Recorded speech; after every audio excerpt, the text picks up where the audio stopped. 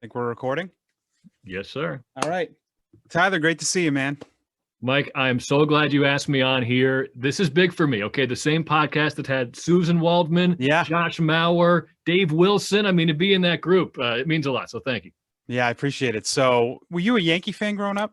Yes. Yeah. So I was born in Riverside, Connecticut, about half an hour from the Bronx and maybe 2.5 hours from Fenway. So everyone asks, "Oh, New England, how are you a Yankee fan?" And the real nail in my Yankee fan coffin was we moved to Mass when I was 7. And I was young enough to be impressionable, so I loved Nomar and Fenway Park. But all my new friends in Massachusetts hated the Yankees so fiercely that I was like, I'll stick with my original team and my family team. So that's how I wound up staying with the Yankees. Yeah, and if you go deeper dive the history of those two, I mean, I think it's settled down a little. I mean, it used to be a war between those two cities. That's what I miss the most, I think, about being a young baseball fan. Like, my entire mood for a week would be determined by if Rivera struck out Big Papi in a big spot, or if Jeter came through with the big hit. Like those games, all day long in class, I'm looking forward to it. I'm pacing around the room all 9 innings. It was so much fun. Yeah. It's crazy about Susan Waldman that you brought her up is you don't realize that she's a pioneer. I think it's almost like you forget what she's done for women in sports. It's really impressive. And we've been lucky enough to know a few of them more recently as well in the Eastern League. But it's interesting because sometimes you hear people who don't really know her full story, like poke fun at times, like the Roger Clemens in the box, which is a great memory for me and a lot of Yankee fans. But she is just so good at her job. And what I think help people realize how much she means to baseball. Do you remember when she sung the national anthem and Garrett Cole it was an old bet they had, if you come to the Yankees, I'll sing the anthem. Just the respect that maybe the best pitcher in the game showed her. I think a lot of people realize that Susan's a pretty big deal. Both of them. I mean, John Sterling, Susan Waldman. I say baseball is a big reason why we do what we do, because we were inspired, but the impression that the Yankees had on you, the Red Sox had on me, I know that's what made me want to do broadcasting and work in baseball. I'm sure the same for you. Yeah, I guess it was high school for me when I came home every day and was reading the game stories on MLB.com, the previews for the game and then the recaps. And I realized it was all being written by one guy for that side. It was Mark Feinsand, who's been all over baseball. I'm like, oh, so this guy's whole job is to just cover this team. That sounds amazing. That's really the first time I realized it was a profession. So I went to Boston University originally to be a sports writer, but then radio was something my friends were doing. So I kind of tried that out and it became a natural fit. I liked in your bio that you said your first job was a janitor at a hardware store in high school. Yes, sir. Medfield, Massachusetts, Master's Touch. It was like a showroom and a hardware store, kind of a contractor's headquarters, and just trying to keep the kitchen looking nice. It was a good way to learn the initiative. Like, what can I do next? What can I clean next for you? So it was all right. That whole process when you're finding yourself in college, I think is a lot of fun. I know that I just started getting some confidence when I was doing work, and like yourself, it looks like you had a pretty good start collegiately doing radio. Yeah, confidence is interesting because I certainly wasn't gung-ho about my radio abilities in college. I was nervous to even go walk down to the station and I guess try out. And I always think back to when I was deciding what college to go to, it was either Syracuse or BU. And Syracuse, I chose BU because I wanted to be in a city, internships, all the sports coverage there. Syracuse was just so intimidating to me. And talking to a few grads, it just sounded so competitive right from the start. Like, if you're not good, then it's going to be really tough to kind of get reps and get innings, I guess, in the baseball sense. So I got lucky with BU because, sure, it was competitive, but there wasn't really that intense structured lineup where I was able to do softball my freshman year. And that really kind of set off a trajectory to the Cape League and then from there. But I probably would be better at broadcasting if I went to Syracuse, but maybe I wouldn't have got the same opportunities. I got in there too, but I just couldn't afford it. My parents are like, sorry, we can't. Right. My two cousins had gone to Syracuse before me in different fields. So there was not an expectation, but like, okay, if you want to go there, that makes sense. I don't know if you went through this, but I remember my first year of college when all these kids had already been on the air for 4 years in high school. And I'm saying, man, I've never been on the air. Yep. These kids have been on for 4 years. I'll give you one. Alex Reamer, who was on WEI for a while. He emailed me my senior year at BU. I was a sports director of the radio station. So he emails me, says, "Hey, I'm a new freshman at BU. I've been on Jay Leno because of my Red Sox podcast from when I was 12 years old. So could I, do a sports show for you guys?" I said, duh. It's better than me on the air talking about the topics of the week. So yeah, he was the first time I realized, wow, I probably should have started this way earlier. So that was an eye opener. The path in this business is just insane. I mean, I think in all entertainment facets, I mean, maybe some of the best singers never make it to the promised land, actors, but broadcasting, I mean, radio is, who knows? I mean, there's no book that says you got to do it this way. I think if you're just yourself, that's what I've always tried to do. The best advice I got was from, I think, a combination of Sean McDonough, who a family friend had me on the phone call with, very, very nice of him to give me his time. And then Alex Faust, who does the LA Kings games. Yeah. Probably the best young broadcaster I can think of right now. They just said, don't worry about what this is going to sound like on a demo tape. Just sound like you, be you. When I was younger, I always tried to, how deep can my voice get? How dramatic can I make this? So when I realized, like, hey, this is fun. Let's enjoy this hockey game. Let's enjoy this baseball game. Once I started getting into that mindset, maybe it's a coincidence, but that's when a few more doors started to open up, and I always felt a little bit better looking back at my stuff because you can tell I'm having fun and not trying too hard just to sound right.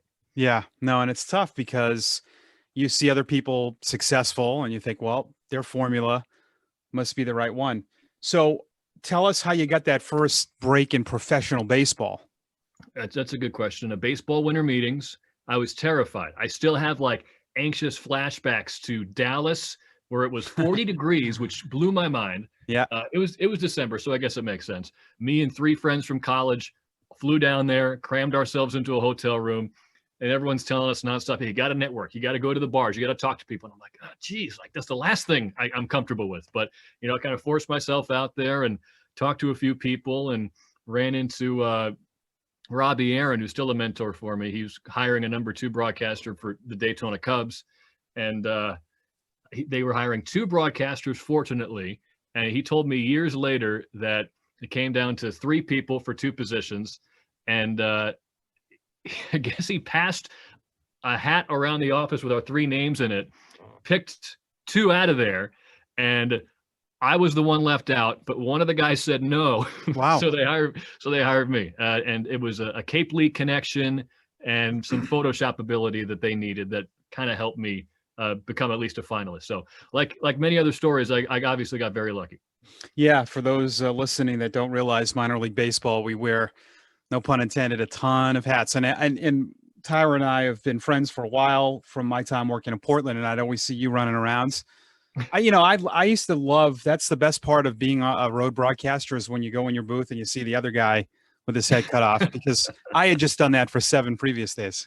Yeah, I traveled a lot more in Florida. We have a nice system up here where Tyler Zickel is the guy who travels the most, but I know exactly what you mean. I always felt more prepared on the road. Road broadcasting is kind of like living the dream, right? Yeah. Like, okay, my job is to get to the ballpark, do an interview, make sure I know the storylines, and call the game. So yeah, it is interesting, all the hustling we do on game days. But silver lining is I'm never sitting at my desk kind of like, okay, how much longer till I have to leave? It's like, I got to get the stuff done. So it's like you need more hours. Doesn't it feel like that? Yeah.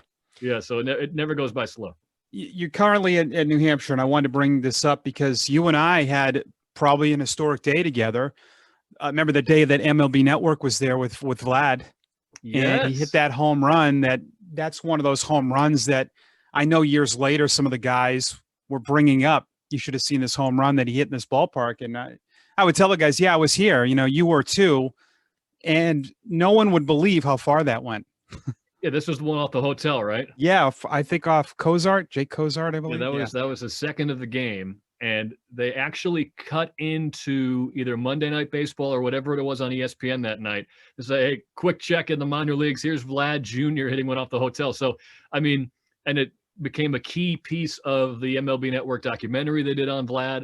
So, yeah, people ask a lot, as they should, like, what was it like to cover that team and a player like that? And it's tough to kind of quantify it, but I think a moment like that was one of many where you just realized this is the best we're ever going to see in a minor league team, and it probably won't get better going forward. So we tried to just enjoy every minute with those guys. Yeah, I mean, I remember him doing all that extra work at like noon that day, right? He was there. Yes. Yeah. So he was a lot of third base work defensively was part of his actual regimen, but Carlos Pena, who's a Haverhill Mass guy, he came out and they're actually doing it for a kids show. I forget the name of it, but Carlos Pena hosts a Saturday morning MLB Network kids show. And it's kind of fun. They can mix in some Spanish education. They can do some baseball slang. And they got on camera Vlad hitting a home run off of the tee. He went opposite field over the right field fence, and he called it before he did it off the tee. So Carlos Pena has hit like, 400 plus home runs in his life. He's going crazy. He's like, how did you just do that? And then Pena gets up there, tries to do it himself, and he gets nowhere close to hitting a home run off the tee. So we luckily, I was there to get the video, and we posted it. I think that's still the most viewed video in our team's history on social media, just Vlad hitting a home run just off the tee. Yeah. You know, speaking of what magic to have all those great players, but they were all sons of great players, which what are the odds of that? You know, is that now something that teams are going to think of? Maybe the DNA is part of scouting? We always joke about it. Like Jeff Conine's kid has been drafted lately. We had Casey Clemens, I think one of 2 or 3 Roger Clemens offspring that's been through the Blue Jays system. So it gets people excited. But what I was really impressed with is Kevin Biggio most of all, because he had a bad year in Dunedin the year before, hit around 200, and people were saying, oh, is this kid just here because of his name? And Kevin always said, maybe we got drafted because of our names, but you don't make it to Double-A just on name alone. And he really proved, he won MVP of the league that year, so he silenced a lot of doubters. And what do you think about this, Mike? Maybe we'll start the season on May 4th. I think a report came out today for Double-A. So May the 4th, Star Wars night usually. Yeah. What about I Am Your Father night, and we celebrate all the former Fisher Cats player dads? You know, that is that. Have you pitched that yet? Yeah. So I always mix it in with a bunch of really bad ideas. That's kind of my thing, and hopefully they find the cream rising to the top. But we'll see what they say. No, that is perfect. You have to do that. Glad you like it, man. Yeah, you have to. So would you do the kids in Star Wars outfits? Yeah, maybe. That's the thing. Yeah, I'm good at coming up with the title, but then I got to fill in the blanks for the actual concept. You could do 3 different posters that had like Darth Vader as Vlad Sr. You know, I don't know if you want to mess with that. No, that's a very good idea. That's a good idea. See, I wish I came up with it before like yesterday, because we're clock's ticking. Yeah, that's good stuff. So I don't know if I ever asked you how you got to New Hampshire.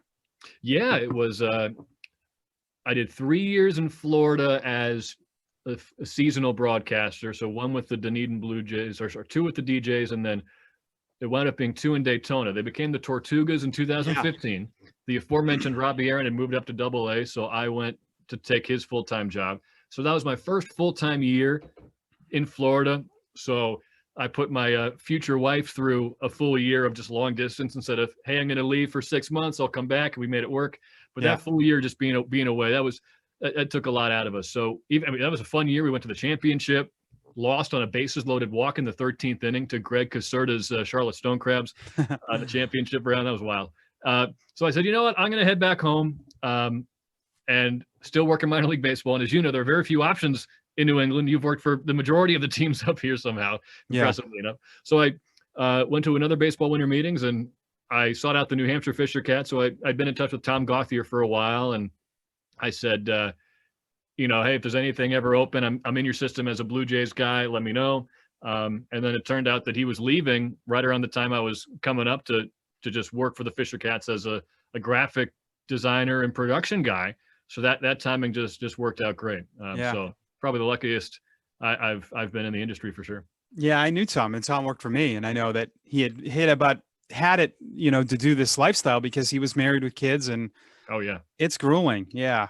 You could. So I was lucky to do this. I spent a month in the office with him as he was starting his new job with the Children's Hospital at Dartmouth Hitchcock. So he's doing awesome work. Yeah, he's great. So he was so nice to be able to walk me through everything. And I asked him a couple of times, so, what should I look out for to try to enjoy it and maybe not get burned out like it sounded he was. But again, with the family, I mean, my wife and I don't have any kids yet, so that's always part of the discussion. Like, Yeah. do I want to have kids if I'm not going to be able to see them all summer?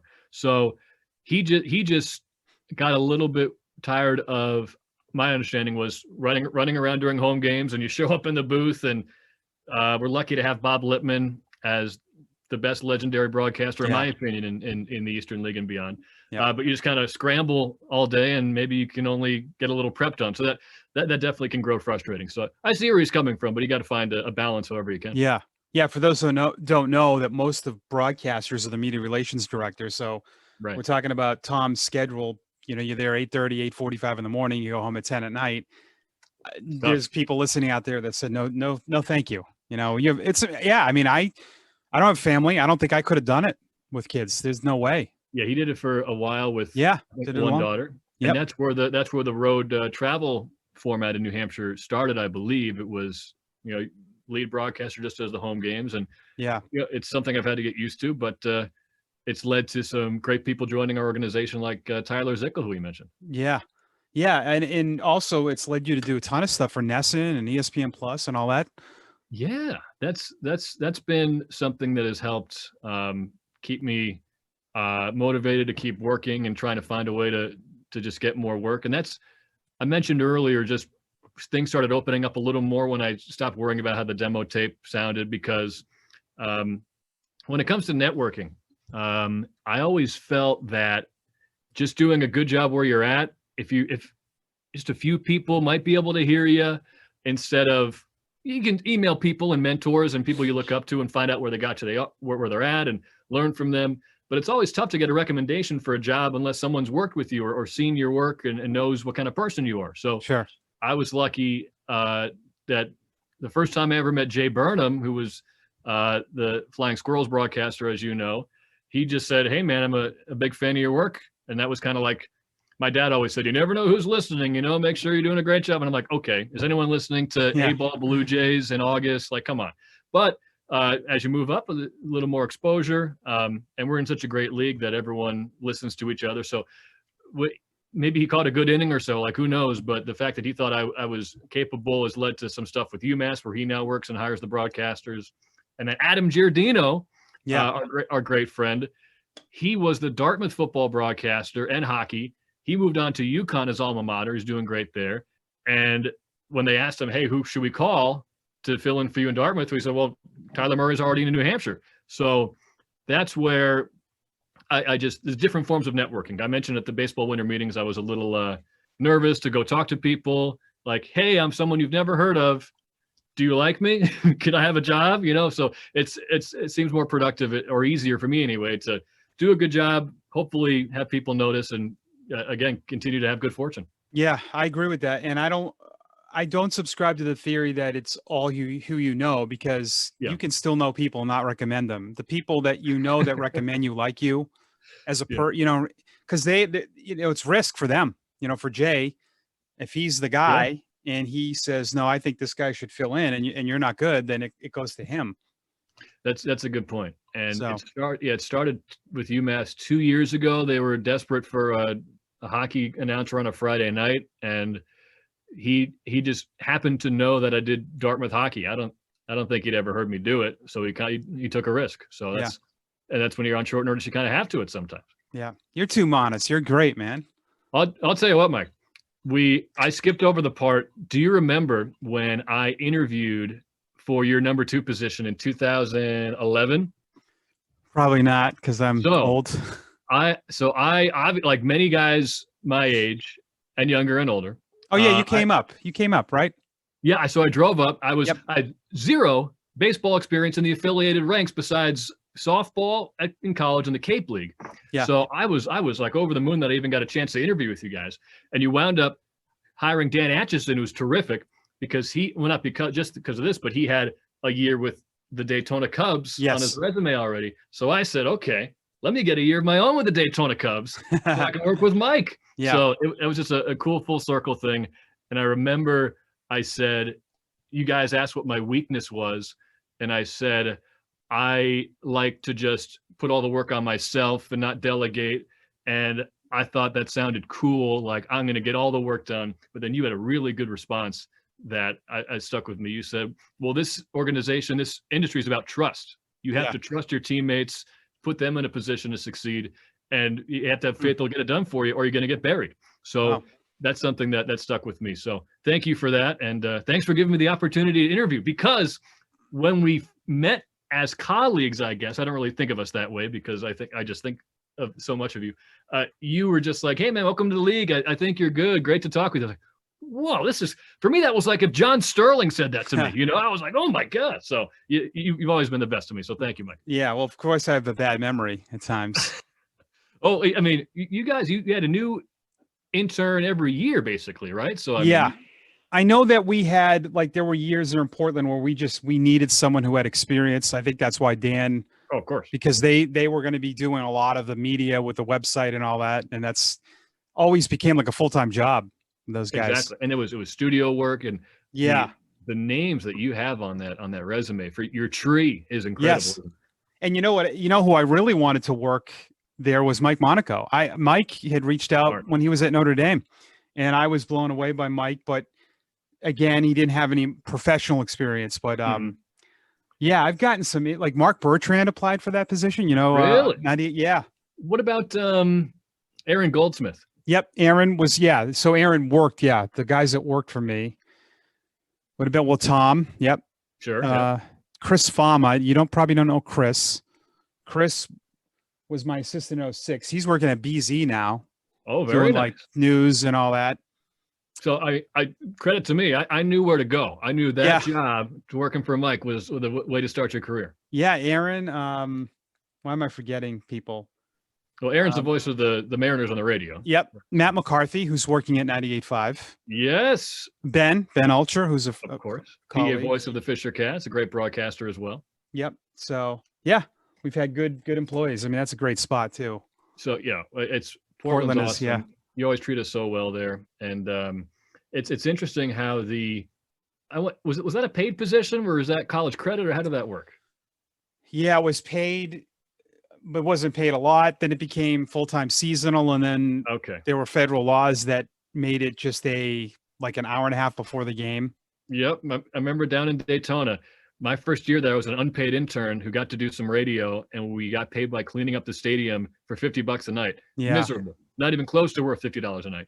But those laws came in, and teams like that went from literally 20 unpaid interns, just an army of free labor, to maybe 5. And that really hurt the operations. And it does, I guess it's a good sign for people trying to get into the industry. There is some pay involved, but this is where our mutual friend Adam Giardino is a hero to me and to many for realizing that there needs to be additional compensation. So his Black Play-by-Play Broadcasters Fund has been such a good idea. So I'm really glad that's happening.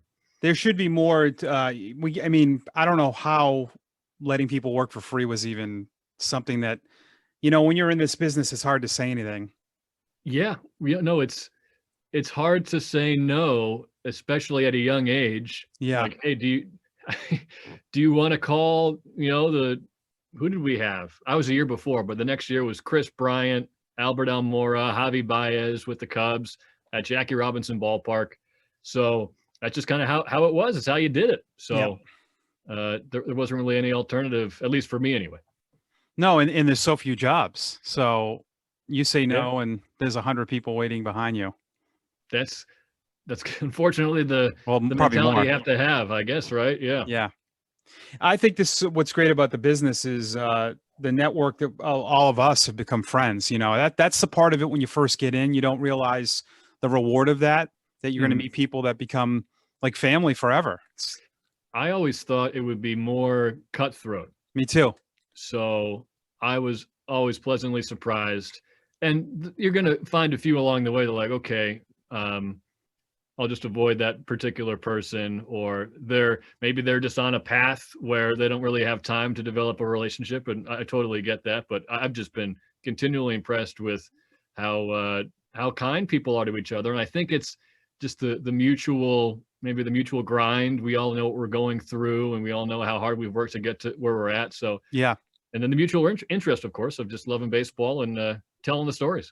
Yeah, no, baseball's special. Like I learned that right from the beginning that we're all very tight. For those listening, I mean, we'll go out, the broadcasters, we can go on the road, you become really good friends, but it's truly a partnership where one guy goes up and moves up in the world and everyone's happy for them. It's not, I'm sure some people are get upset, but I've never really been like that.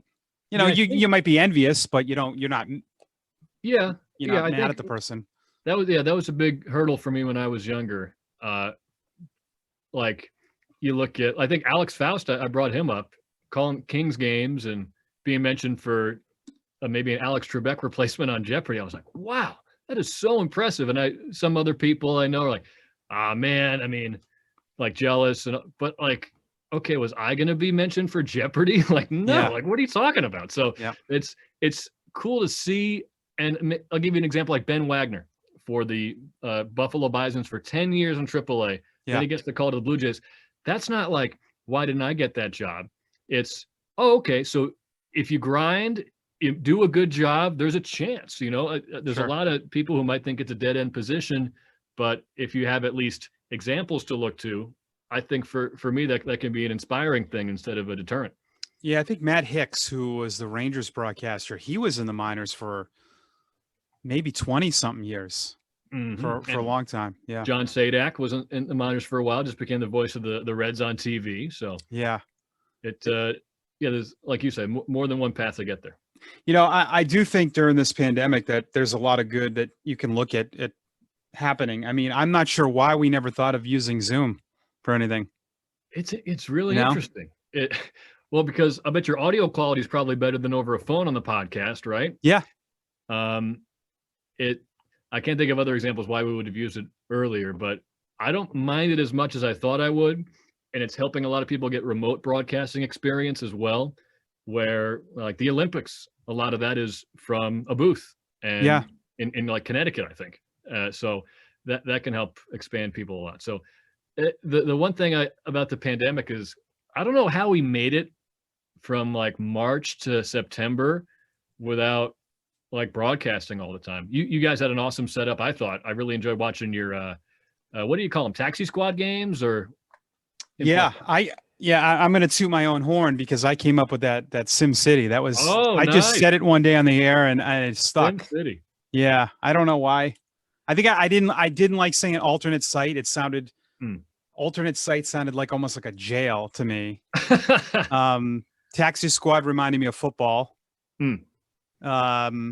So I just said Sim City one day, but yeah, that was fantastic. And we did a lot of Zoom post-game interviews, and I noticed we had, those were running before the Red Sox games, and I could see who was on it.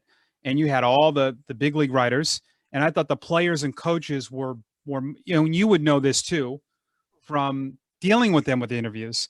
They were way more open to it, and they were better, I thought, because they're just looking at a computer. We put a computer in the clubhouse, and I thought they were more revealing. I thought and because I knew some of those guys from, it's tough when you're in the clubhouse and you have 5 people around you.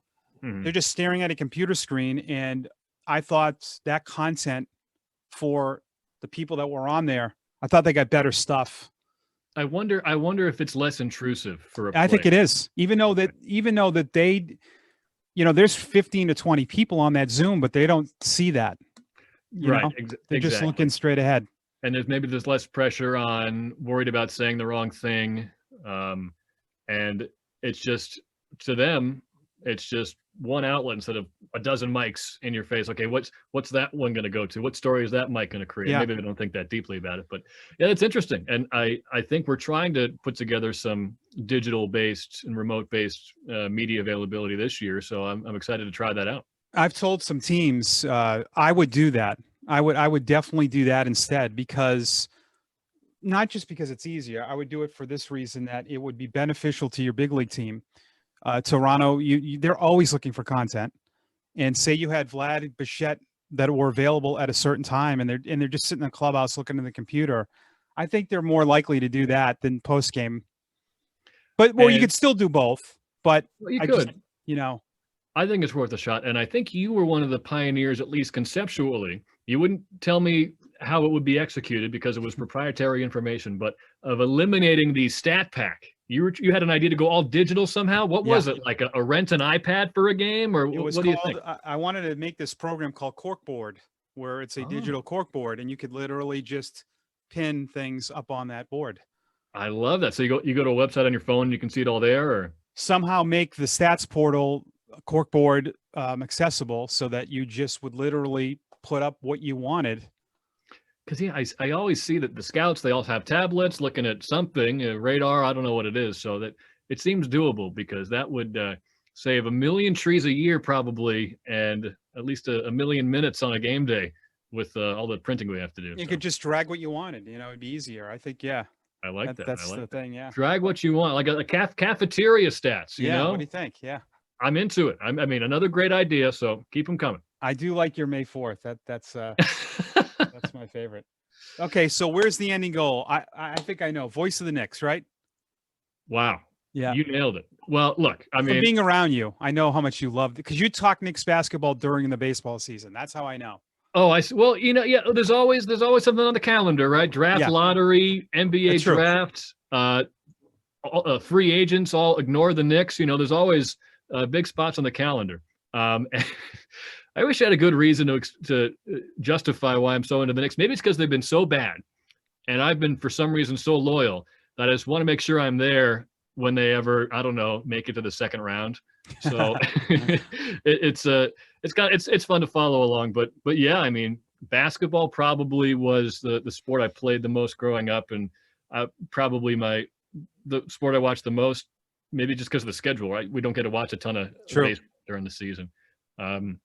And then for whatever reason, I think I had a nice setup with BU women's hockey when I first came back up north. I got to do 3 years with them from a bad broadcast angle in the back corner behind glass that was all scratched up, and then behind a net. So I had to try really hard to be able to see what was going on and try to predict where the play would develop. So now that I'm doing men's hockey for Dartmouth and UMass at a nice central location with nothing in front of me, it seems that much easier. So that's kind of been a fun thing to do. But sure, yeah, if I could pick any job, I mean, voice of the Knicks, sure. That's probably my favorite pro team to watch. So